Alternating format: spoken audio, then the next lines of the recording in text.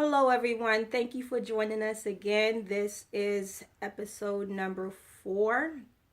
Thank you so much for watching our previous episodes. If you have not gotten a chance to do so, please check us out. I'm wearing our latest spiral earrings. If you haven't gotten a chance to visit our page on Instagram, we have an Etsy store coming soon, but you can buy these via PayPal. So check us out on Instagram at Beadly Speaking or on Twitter or Facebook. This week's episode is called Becoming Your Best Advocate. So, living with lupus has taught me to stand up for myself. I was always pretty shy. I've learned to become a little bit more outspoken in dealing with my health and going to the doctors. Okay, so becoming your best advocate is not something that you probably will just become an expert at overnight, but it's taken me a while, and now I'm actually getting ready to go to the doctor. I have an appointment today and with my rheumatologist and one tomorrow with my primary care. So what I've found is that it's best to write questions down or concerns that you may have had between visits with your doctor. That helps you to be more prepared when you go, instead of just going and listening to them talk or tell you what to do. So having your questions or concerns ready would help you to be more focused and less anxious about that appointment. And having side effects written down as well, if you've experienced any with the medication that they've given you. If they're prescribing new medicine when you go, ask questions about the side effects for that medicine. Prime example, when I was first diagnosed and my doctor said that she was putting me on Plaquenil, I didn't even know what Plaquenil was. So the first thing she said, oh, don't worry, Plaquenil causes blindness, but we'll check your eyes twice a year. Of course, I broke down crying because I'm like, you just told me I have lupus. The only person I ever knew who had lupus was one of my cousins who passed in her 30s, and I was like 32. So I'm like, oh, I'm about to die, but I'm about to go blind first before I die. Okay, yeah, this is gonna work out really nice. So, so ask questions. Of course, I've been on Plaquenil now since 2013, and I haven't had any changes in my vision, thank God. So yeah, ask questions about the side effects for the medication that they may prescribe for you. And if you're not comfortable with it, say so. I wasn't comfortable with it. I was like, give me the pills. I'm just going to take it because I'm in way too much pain. If you say it's going to help, I'll pop them every day. But you might not want to do that. I was just desperate for relief because I was just feeling tortured for almost a year of no answers and just too much pain. So you might not want to take the route that I took, but it's up to you. So you definitely want to make sure you ask questions about the side effects. You also want to go over your lab reports with your doctor. I know everything now with technology. A lot of doctors, they have a portal system with the hospitals and, doctors' offices where when the lab work comes back, they just upload it on the online system and you can, look at it and see what's what and compare from your last visit. But, if it's something you're not clear about, ask them to go over it with you. At this point, I know what's what now and I know what to look for, but if you're newly diagnosed, and it can be intimidating because it was for me initially. I remember Dr. Petrie actually just told me, oh, just go online and look it up. If you have any questions, email me. I was like, what? Lady, I don't know what the hell this stuff is. I can't figure out nothing. I'm overwhelmed. I'm in pain. And this is the best you could give me? I thought her bedside manners was horrible. I don't care how awesome she is in the medical field and how world renowned she is. She can't treat a dog if I had one. Her bedside manners were terrible.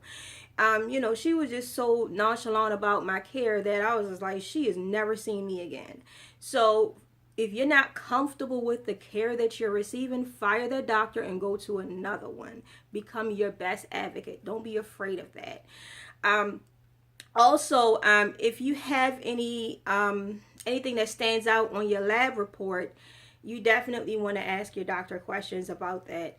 I didn't even understand, the whole, my iron was something that it wasn't as important on the totem pole as to all the other stuff. My creatinine level, that was like red flag, red flag. My liver stuff was red flag, then Sjogren's was a red flag. So many red flags. So my iron level was like, that wasn't a real concern, but that was in a single digit. So I had questions on that level because there was so many components to the iron, and I was asking questions about that because that's something that I've struggled with since a teenager. So it was like, okay, I need questions, I need answers for this. So if you have questions, don't be afraid to ask. Another thing is, if you are afraid to go to your doctor's appointment or you're feeling overwhelmed, ask someone to go with you, a friend or a family. I did not do that in the beginning. I would go to every appointment by myself. I would ask. Let me take that back. I would ask, but everybody like, oh, I gotta work, or I'm busy, I don't have time. And then after a while, I just stopped asking because I just took it as everybody's busy, they don't have time. So even if you ask a few times, just don't stop. I just shut down and did everything on my own. I was like, I'm by myself. I don't have nobody help me, so I'm just going to wing it and go by myself. But you may have people that want to help out. They might not have the time at that moment when you ask them, but, don't give up on people. Do your research. The fifth thing I want to talk about is do your research, because sometimes they might be prescribing a medicine that have way worse side effects than what you're already experiencing. When I got on prednisone, it was like hell on earth. I was like, what is this? These fevers, night sweat, insomnia. I only get three to 5 hours of sleep a night. Now I'm getting one with this. What? It took the pain away, but if you ever been on prednisone, and they said that was a low dosage of, I think I was on like 10 or 15 milligrams, still it was ridiculous. So now, and a lot of people with lupus might say, oh, fruits and vegetables don't work. That's a myth. Do your research. Do what works for you. I can't tell you what works for you. Everything doesn't work for everybody. It's not a one size fit all, and lupus doesn't affect everybody the same way, nor does Sjogren's or fibromyalgia or whatever the case may be. So become your best advocate. Try everything out that will work for you. Whatever works for you, do it. Now for me, I try to find as many anti-inflammatory foods that I could find, and whatever my body can tolerate, that's what I eat. That's what I blend and throw it in a blender and just be like, all right, I'm going to drink this today. Or I'm going to drink this week. Or I put stuff in my salad that I can eat, that I can tolerate. But I'm like, I'm not going back to prednisone. I did 13 months. Yes, I counted 13 months of that. And it took me 2 years to lose that prednisone weight. My face was like a daggone balloon. Nope. See these cheeks? I got nice bone structure in these cheeks. I don't want to add nothing else to it. So I do yoga, deep breathing, meditation. I've done aqua fitness, water aerobics. That's basically what it is. I walk. I do whatever it takes. Alternative medicine. And then they have other things that you can do. Mind therapy. I make jewelry. I do arts and crafts. I paint. Whatever it takes. Sometimes you have to be creative in your healing. And when I say become your best advocate, I don't always mean medication. You can find other ways to help yourself. So as I go off to this doctor's appointment, I know he's going to try to give me prednisone again because he tried last time. And I was like, no, thank you.